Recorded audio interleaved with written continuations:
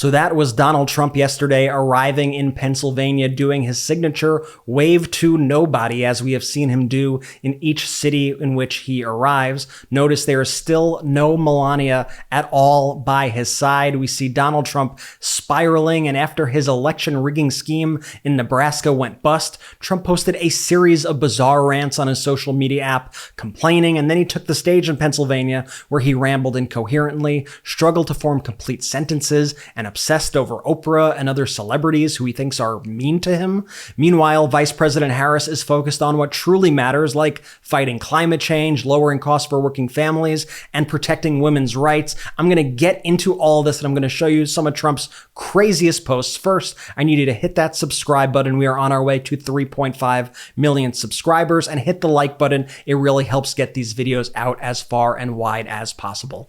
Okay, let's dig in. Donald Trump is really upset that his plan to rig the elections in Nebraska has failed, so he posted this. He said, quote, "I would like to thank Governor Jim Pillen of Nebraska for trying to help the Republican Party simplify the complexity of the state's electoral map. It would have been better and far less expensive for everyone. Unfortunately, a Democrat turned Republican state senator named Mike McDonald decided, for no reason whatsoever, to get in the way of a great Republican common sense victory. Just another, quote, grandstander. Who knows, perhaps one of the other two Republicans that were a no vote will change their minds. In the meantime, thank you to Governor Pillen and Omaha Mayor Gene Stothert. I always preferred a winner-take-all allocation of Nebraska's electoral votes for their hard work and effort. I love Omaha. I won it in 2016. Looks like I'll have to do it again." And Donald Trump is referring to this last-minute effort by his campaign to have Nebraska change how it allocates its electoral college vote. That failed yesterday as a key GOP state senator refused to go along with Donald Trump's plan this close to the election. State Senator Mike McDonald put his foot down and he said, quote, "After deep consideration, it is clear to me that right now, 43 days from Election Day, is not the moment to make this change." McDonald had been considered the key vote needed to pass this bill, and Nebraska is one of two states, Maine being the other, that does not do a voter take-all allocation. It also divides it up by individual congressional districts, one of which includes Omaha and often goes Democratic and is expected to this election. If Donald Trump was able to change this law to a voter take-all allocation and win the state of Nebraska, what could happen is Vice President Kamala Harris could win Wisconsin, Michigan, and Pennsylvania, and it could still be 269 to 269 in the Electoral College and ultimately be decided by Congress. This was a scenario that the Trump campaign was potentially hoping for. Let's see what Donald Trump is also fixated on. Something he's been fixated on for days and days and days. Kamala Harris working at McDonald's when she was younger. Donald Trump writes, "Kamala should take down and disavow all of her statements that she worked for McDonald's. These statements go back a long way and were also used openly throughout the campaign. Until she got caught, she must apologize to the American people for lying." I mean, first off, she's not lying. People don't put their McDonald's experience on their resume to become a prosecutor. And the nerve of Donald Trump to say that somebody needs to apologize to the American people for lying. Like, look in a mirror, man. Donald Trump is also trying to stop Americans from voting because his Nebraska effort failed. Specifically our military. Donald Trump wants to prevent our military and their spouses from voting. Donald Trump wrote, "The Democrats are talking about how they're working so hard to get millions of votes from Americans living overseas. Actually, they are getting ready to cheat. They're going to use UOCAVA to get ballots, a program that emails ballots overseas without any citizenship check or verification of identity whatsoever. Foreign interference. Remember, they say we have the most secure elections in history and anyone can get a ballot emailed to them. They want to dilute the true vote of our beautiful military and their families, who Comrade Kamala has totally disrespected and abandoned. Republicans must act to stop them from stealing our military votes. Watch, remember, if you vote illegally, you are going to jail." As with everything Donald Trump says, this is more projection. Donald Trump here is trying to stop our military from voting. He is trying to disenfranchise them. Let me show you what the Uniformed and Overseas Citizens Absentee Voting Act is. This is what Donald Trump is criticizing. This is an act that outlines how our military overseas and their families are able to vote via absentee ballots. Donald Trump wants this eliminated, apparently. Donald Trump also posted this photograph of Kamala Harris smiling. I don't know what this is about. Donald Trump held his rally in Indiana, Pennsylvania yesterday, where he started bragging about the stock market being at a high, saying it's because everyone thinks he's going to win the election. And then he says, look, it's Uncle Sam. Uncle Sam is here, pointing to someone in the crowd. Check this out. A lot of people say the only reason the stock market's high is everyone thinks I'm going to win the election. I believe that's true. A lot of the biggest, smartest, Uncle Sam, look, it's Uncle Sam. Uncle Sam is here. Do you agree with that? Well, hypothetically, Donald, say you had a stock that had your name on it, and say the stock market, the Dow Jones, the S&P 500, say they were all hitting record highs, hypothetically speaking, right? Hypothetically, that stock with your name on it would be absolutely soaring right now if it's all because of you, right? Right. Obviously, this is not a hypothetical. Let's take a look at the Trump Media and Technology Group stock, ticker DJT, which is down 28.36% in the past 5 days and has been sinking lower and lower each day, closing out the day yesterday at just $12.15. That stock is taking an absolute hammering. We look at the Dow Jones Industrial Average, which is at record highs. We look at the S&P 500, which is at record highs. Meanwhile, Donald Trump just continues to gaffe and have these just really bizarre cognitive moments during this rally. Like I said earlier, it was hard to even follow what he was saying at times. So here he was trying to attack Vice President Harris by saying that she can't speak, and then he kind of gets tripped over his own words here. Check this out. How dishonest was ABC? It was 3-on-1. How about this David Muir and the other woman I never heard of? I don't know. How the hell did she get there?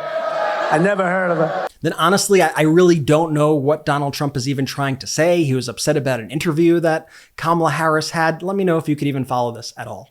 She had the other interview with the other guy who was a nice guy, I think, from Philadelphia, from Pennsylvania.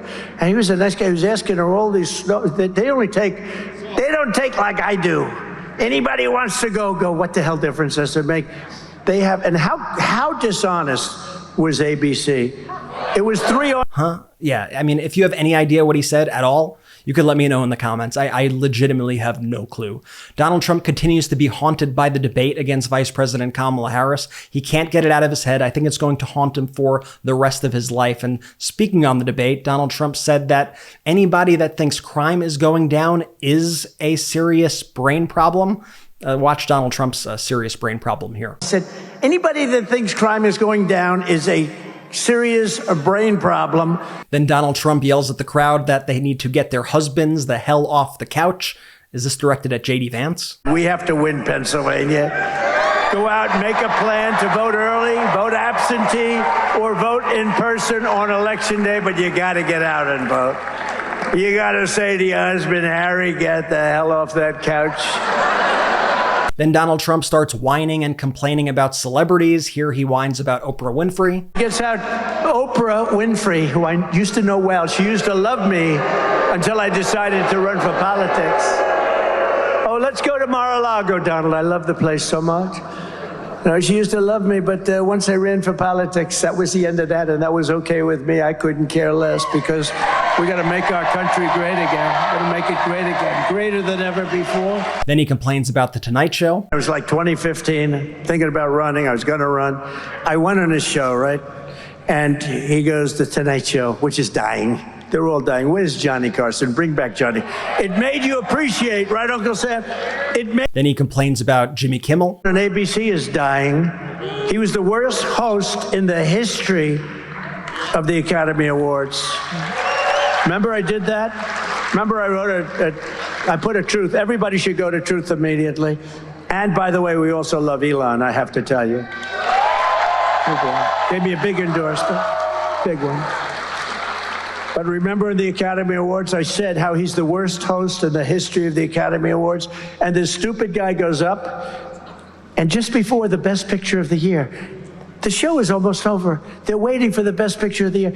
He gets up and he says, and his wife said, please don't do it. Please, darling, don't go out. His manager said, don't do it. I have to do it. He goes out and reads my truth to the entire audience right before the best prime time, the Best Picture.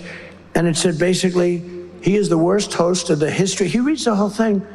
And then I think he said something like, ha, ha, ha, he thinks he bothers me, or some crap like that. I said, he's one of the dumbest human beings ever. He should have listened to his wife. What a dope. But then this was a particularly heinous moment during this rally where Donald Trump says, do you think Springfield, being Springfield, Ohio, will ever be the same? You have to get them the hell out. You have to get them the hell out. Saying that he wants to deport the legal Haitian migrants who live there based on the lies spread by him and J.D. Vance. The crowd then chants back, send them back. With left-wing nonprofits to inundate Pennsylvania communities, changing the character of small towns and villages all over our country and changing them forever. They will never be the same. They will never be. Do you think Springfield will ever be the same? I don't think. The fact is, and I'll say it now, you have to get them the hell out. You have to get them out. I'm sorry. To get them out. Can't have it. Can't have it. They've destroyed it.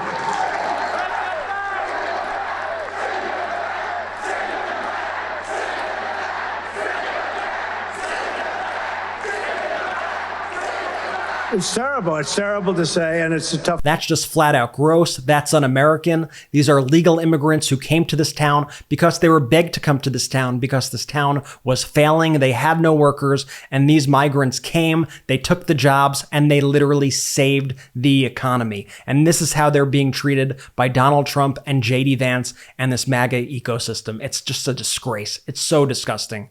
Meanwhile, Donald Trump then went out to like supermarkets and started interacting with voters. At this one point, he was caught on camera literally handing cash out to voters. Watch this. Thank you, Russell. Here, it's going to go down a little bit. It just went down $100. Thank you so much. We'll do that for you from the White House, all right? Thank you. All right, bye. Nice seeing you. And did you notice how he just kind of like chucked the money at her? Like he refused to even like touch her hand. He was like grossed out by her. I think that also speaks volumes. And then Donald Trump was there with Walt Nauta, his co-conspirator in the documents case in Mar-a-Lago. And he basically made Walt Nauta the popcorn boy. He like threw popcorn at him. Watch this. Oh. Look at that stuff. I want just have it. We got to get it. My mom just got a bag of that, actually. Is it good stuff? Good. And then you have Vice President Kamala Harris speaking about the actual issues that impact people's lives. Vice President Kamala Harris tweeted, quote, "Our young leaders have grown up only knowing the climate crisis. They know what is at stake for their future. As president, I will tackle the climate crisis with bold action to build a clean energy economy, advance environmental justice, and increase resilience to climate disasters." You don't need me to remind you on this, but Donald Trump thinks the climate crisis is a hoax. He thinks it's all fake, and he has secret meetings with billionaire oil lobbyists begging them to give him money so that he could bail out the oil and gas industry. That's a pretty stark comparison between the two candidates here. Kamala Harris also writing, "Donald Trump wants to impose a Trump sales tax on everyday basic necessities. It will cost the average American family nearly $4,000 a year. My plan would build an opportunity economy that puts workers and families first, so Americans cannot just get by, but get ahead." And you don't have to just believe Vice President Kamala Harris when she says that. Donald Trump yesterday at a roundtable in Pennsylvania spoke about his tariff proposals and said that he would even push them through without Congress. He says he could just basically, like a dictator, impose it by himself. Watch. Question? Yeah, please. Yes, sir. Thank you, Mr. President. Taylor Populars from Spectrum News. I've spoken with some economists about your proposal for tariffs, and they say they don't see how it will not make items cost more in the United States. They'll approve it. They'll approve it. And number one, I don't need them. I don't need Congress, but they'll approve it. I'll have the right to impose them myself.